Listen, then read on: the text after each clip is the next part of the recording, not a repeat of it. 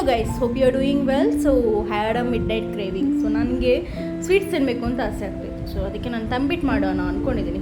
First ನಮಗೆ ಬೇಕಿರೋದು ಉರಿಗಡಲೆ, ನೆಲಗಡಲೆ, seeds ಮತ್ತು ಇದು ತೆಂಗಿನ ಕೊಬ್ಬರಿ ತುರಿ ಮತ್ತು ಬೆಲ್ಲ ಬೇಕು. ಫಸ್ಟ್ ನಾವು ಉರಿಗಡಲೆಯನ್ನು ಸ್ವಲ್ಪ ಹುರ್ಕೋಬೇಕು. ಒಂದು ಲೈಟ್ ಬ್ರೌನ್ ಬರುವ ಹಾಗೆ ಸ್ವಲ್ಪ ಹುರ್ಕೋಬೇಕು.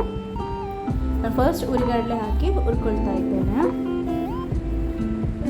ಸೊ ಅದ್ರ ಜೊತೆಗೇ ನನಗೆ ಬೆಲ್ಲ ಪಾನಕ ಬೇಕಿತ್ತು. ಬೆಲ್ಲ ಪಾನಕ ಹಾಕ್ಕೊಳ್ತಾ ಇದ್ದೇನೆ. ನಿಮ್ಗೆ ಎಷ್ಟು ಸ್ವೀಟ್ ಬೇಕೋ ಅದ್ರ ಮೇಲೆ ಡಿಪೆಂಡ್ಸು. ಸೊ ನಾನೀಗ ಹುರಿದಿಟ್ಕೊಂಡಿರೋಂತಹ ಉರಿಗಡಲೆನ ಮಿಕ್ಸಿಯಲ್ಲಿ ಗ್ರೈಂಡ್ ಮಾಡ್ತಿದ್ದೇನೆ. ಚೆನ್ನಾಗಿ ನೈಸಾಗಿ ಗ್ರೈಂಡ್ ಆಗಿದೆ.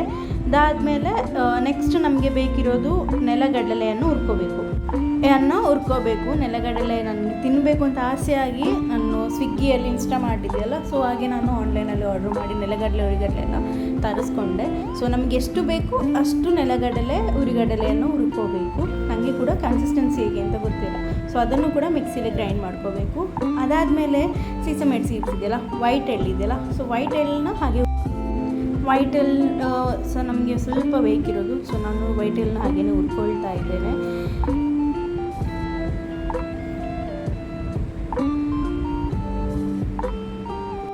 ಆಮೇಲೆ ನಮಗೆ ನೆಲಗಡಲೆ ಮಿಕ್ಸಿಯಲ್ಲಿ ಗ್ರೈಂಡ್ ಮಾಡಿದ್ದೀಯಲ್ಲ, ಸೊ ನೆಲಗಡಲೆನ ಹಾಕ್ತಾ ಇದ್ದೇನೆ.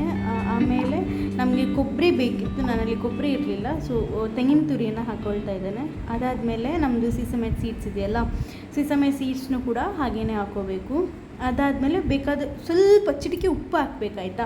ಆಮೇಲೆ ನಮ್ಮದು ಪಾನಕ ರೆಡಿ ಆಗಿತ್ತಲ್ಲ, ಸೊ ಪಾನಕ ಹಾಕ್ತಾ ಇದ್ದೇನೆ. ಪಾನಕ ಹಾಕಬೇಕಾದ್ರೆ ನಾವು ಚಪಾತಿಗೆ ಹೇಗೆ ಕಲಿಸ್ಕೊಳ್ತೀವೋ ಹಾಗೆಯೇ ತಂಬಿಟ್ಟಿಗೂ ಕೂಡ ಸೇಮ್ ಕನ್ಸಿಸ್ಟೆನ್ಸಿಯಲ್ಲಿ ನೀರು ಬದಲು ಪಾನಕ ಹಾಕಬೇಕು. ಸೊ ಇದು ಕಲಿಸ್ಕೋಬೇಕಾಗ್ತದೆ. ಈಗ ಕಲಿಸ್ಕೊಂಡು ಸಣ್ಣ ಸಣ್ಣ ಉಂಡೆ ಮಾಡಿದ್ಮೇಲೆ ನಮಗೆ ತಂಬಿಟ್ಟು ರೆಡಿ. Thank you.